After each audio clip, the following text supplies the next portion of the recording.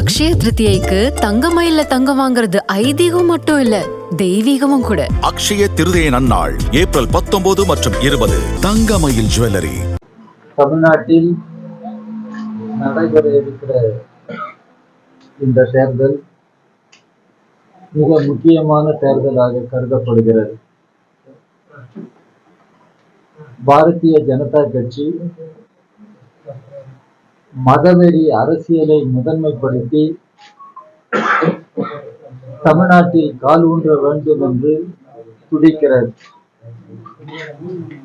அந்த பாரதிய ஜனதா கட்சியோடு திரு எடப்பாடி பழனிசாமி தலைமையில் இருக்கிற அதிமுக, வேறு சில கட்சிகள் கைகோர்த்து நிற்கிறார்கள்.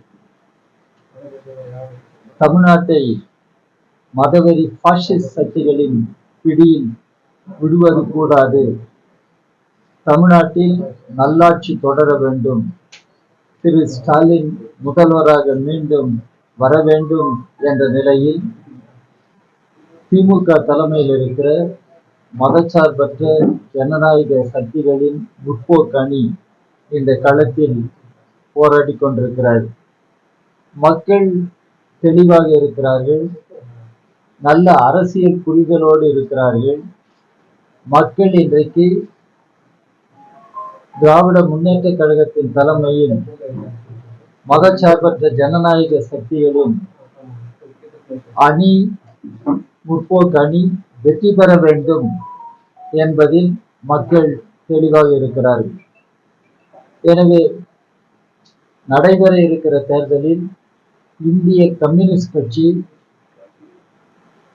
திராவிட முன்னேற்ற கழகத்தின் தலைமையில் இருக்கிற மதச்சார்பற்ற ஜனநாயக கட்சிகளின் முற்போக்கு அணி வெற்றி பெறுவதற்காக முழுமையாக பாடுபட்டு வருகிறது. தமிழ்நாட்டின் நலன்களை காப்பாற்றுவதற்கு, தமிழ் மக்களின் உரிமைகளை காப்பாற்றுவதற்கு, தமிழ்நாட்டில் திரு ஸ்டாலின் அவர்களுடைய ஆட்சி தொடர வேண்டும் என்பதுதான் இன்றைக்கு மக்கள் எதிர்பார்க்கிறார்கள். அதை தான் இந்திய கம்யூனிஸ்ட் கட்சியும் சொல்லி வருகிறது. எனவே நடைபெறுகிற தேர்தல் நிச்சயமாக திராவிட முன்னேற்ற கழகத்தின் தலைமையில் இருக்கிற மதச்சார்பற்ற ஜனநாயக முற்போக்கு அணி வெற்றி பெறுகிறது. இதனால் பாரதிய ஜனதா கட்சி பதட்டம் அடைந்திருக்கிறார். நேற்றைக்கு கூட அவர்கள் தேர்தல் அறிக்கையை வெளியிட்டார்கள். அந்த தேர்தல் அறிக்கையில் என்னென்ன வாக்குறுதிகளை எல்லாம் அள்ளி வீச வேண்டுமோ அள்ளி வீசி இருக்கிறார்கள். அவர்கள் கொடுத்த வாக்குறுதிகளை தேசிய அளவில் எதனையும் நிறைவேற்றவில்லை. இன்றைக்கு மோடியினுடைய அரசாங்கம் பெருமுதலாளிகளின் அரசாங்கமாக செயல்பட்டு கொண்டிருக்கிறது. தொழிலாளர்கள், விவசாயிகள் நலனை கைவிட்டு அவர்களுக்கு எதிரான சட்டங்களையும் அவர்களுக்கு எதிரான நடவடிக்கைகளையும் மோடி அரசு மேற்கொண்டு வருகிறது. தொழிலாளர்கள், விவசாயிகள் நலனை கைவிட்டு அவர்களுக்கு எதிரான சட்டங்களையும் அவர்களுக்கு எதிரான நடவடிக்கைகளையும் மோடி அரசு மேற்கொண்டு வருகிறது. இந்த சூழலில் தான் தமிழ்நாட்டினுடைய நிதி ஆதாரங்களை காப்பாற்றி தமிழ்நாட்டை மேலும் முன்னெடுத்து செல்வதற்காக திமுக போராடி கொண்டிருக்கிறது. அதனுடைய தலைமையில் இருக்கிற அணி போராடி கொண்டிருக்கிறது. எனவே திமுக தலைமையிலான அணி வெற்றி பெறுகிறது என்பது இன்றைக்கு உறுதியாக இருக்கிறது. மக்கள் தெளிவாக இருக்கிறார்கள், நல்ல புரிதலோடு இருக்கிறார்கள். இதை சொல்லுகிற அதே நேரத்தில்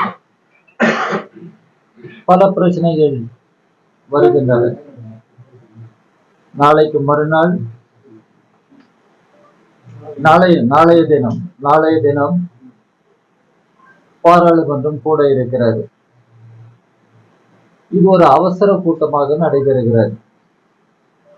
தமிழ்நாட்டில் இன்னும் தேர்தல் முடியவில்லை. மேற்கு வங்கத்தில் தேர்தல் இன்னும் முடியவில்லை. பிரச்சாரம் தொடர்ந்து நடைபெற்று வருகிறது. ஒரு தேர்தல் காலத்தில் அரசியல் கட்சிகளும் மக்களும் தேர்தல் கால சவால்களை எதிர்நோக்கி இருக்கிற நேரத்தில் மோடி அரசாங்கம் பாராளுமன்றத்தை கூட்டியிருக்கிறது. ஏன் இந்த அவசர கூட்டம் என்று இந்திய கம்யூனிஸ்ட் கட்சி சார்பில் தொடக்கத்திலேயே நாங்கள் எங்களுடைய கருத்தை வெளியிட்டிருக்கிறோம்.